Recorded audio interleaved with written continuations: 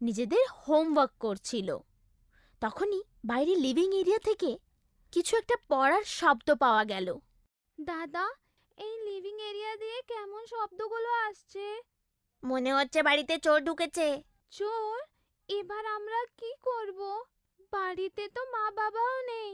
আসতে বল, যদি চোর শুনে ফেলে তাহলে আমাদের দিকেও চুরি করে নিয়ে সাথে চলে যাবে। দাদা, আমাকে অনেক ভয় লাগছে। আমাকে চোরের সঙ্গে যাওয়ার নেই। তুই চিন্তা করিস না, আমি এক্ষুনি বাবাকে ফোন করছি। এই বলে মনীষ বাবাকে ফোন করলো, কিন্তু বাবার ফোন বন্ধ ছিল।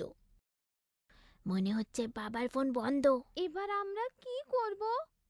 মনে হচ্ছে এবার আমাদেরকেই কিছু করতে হবে। কিন্তু কি? আমি কিছু একটা ভাবছি। এই বলে মনীষ ভাবতে শুরু করলো। তারপর কিছুক্ষণ ভাবার পর ও বলল, এবার আমাদেরকেই কিছু একটা করে এই চোরগুলোকে বাড়ি থেকে তাড়াতে হবে। কিন্তু কেমনি? যদি আমরা এদের বিশ্বাস করিয়ে দিই যে আমাদের সাথে বাড়িতে বড়রাও আছেন, তাহলে এরা অবশ্যই পালিয়ে যাবে। হ্যাঁ, এটা ঠিক হবে। চল আমার সাথে, আর যেমনটা আমি